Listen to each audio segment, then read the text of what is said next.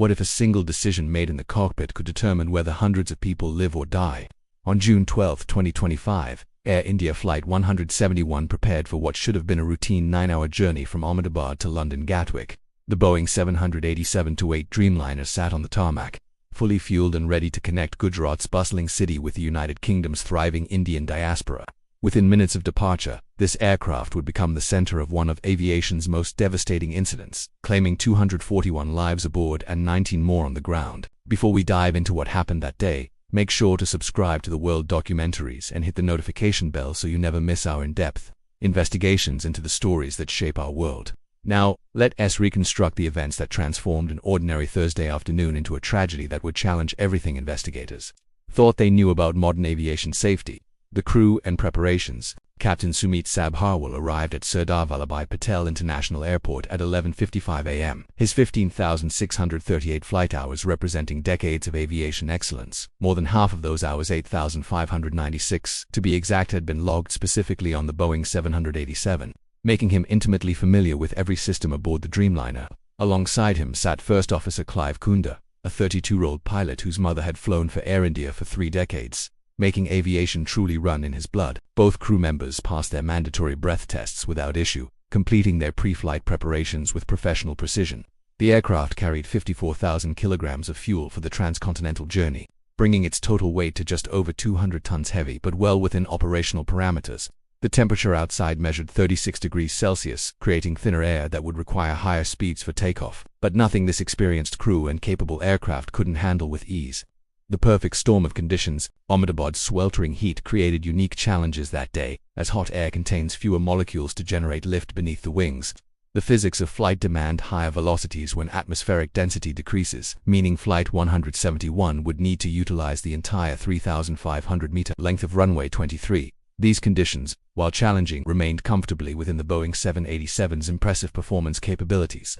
At 1:18 p.m., the aircraft pushed back from the gate as both Rolls-Royce engines spooled up with their characteristic high-pitched whine. The crew methodically completed their before takeoff checklist, noting critical speeds: V1 at 153 knots, rotation speed at 155 and V2 at 162 knots.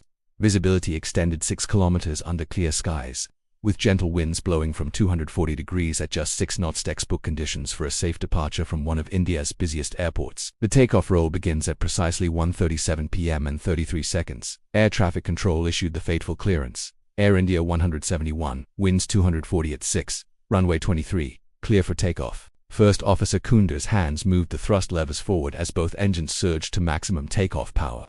The massive Dreamliner began accelerating down the runway, its nose pointed toward the distant perimeter wall and the densely populated Meghani Nagar neighborhood beyond. For 56 seconds, everything proceeded exactly according to procedure as the aircraft gathered speed across the concrete. At the V1 decision point, the jet had committed to flight. There was no longer enough runway remaining to abort safely. 2 seconds later, the nose wheel lifted gracefully off the ground at rotation speed, followed for seconds after that by the main landing gear breaking contact with Earth, transitioning the aircraft from ground mode to flight mode as weight and wheel sensors registered the change. The critical anomaly: the aircraft climbed normally for 3 seconds after liftoff, reaching a maximum speed of 180 knots as it crossed the airport perimeter. Then something unprecedented occurred. The fuel cutoff switches for both engines simultaneously moved to the cutoff position, starving the power plants of fuel at the most critical phase of flight. Within the cockpit, one pilot's voice cut through the routine. "Why did you turn it off?" The response came immediately. "I didn't do it." 5 seconds after the fuel interruption, the ram air turbine automatically deployed using windstream pressure to generate emergency hydraulic power for flight controls. The crew fought desperately to restart their engines, moving the left engine switch back to run position at 1 hour 38 minutes and 52 seconds, followed by the right engine 4 seconds later. Despite their rapid response and technical proficiency, precious altitude was hemorrhaging away as the powerless aircraft became a 200-ton glider, its momentum the only thing keeping it airborne as buildings loomed ahead. The devastating impact sequence at 1 hour 39 minutes and 9 seconds, just 72 seconds after receiving takeoff clearance, the aircraft made first contact with trees inside the Army Medical Corps compound. The nose gear struck an incinerator chimney immediately afterward, tearing away completely as the fuselage continued forward at 150 knots. Analysis of the wreckage attitude revealed the pilots maintained an 8-degree nose-up pitch until the very end, desperately pulling back on their control columns in a final attempt to clear the obstacles ahead. The right side of the aircraft struck Building A's northeast wall at BJ Medical College. instantly separating the vertical stabilizer and flinging it more than 200 feet away. As the right wing clipped Building B's roof, the right engine impacted a rooftop water tank with catastrophic force. The left landing gear and wing then sheared off against Building C's main wall, propelling the left engine forward near Building D within 2.5 seconds. The fuel ignited in a massive fireball that consumed the Dreamliner, claiming 241 lives aboard while killing 19 people on the ground and seriously injuring 67 others. The miraculous survivor and investigation. Against all odds, one passenger survived the catastrophic impact, Vishwash Kumar Ramesh, a 40-year-old British citizen seated in 11A, who emerged with only minor injuries. India's Aircraft Accident Investigation Bureau faced immediate obstacles when attempting to analyze the flight data recorders.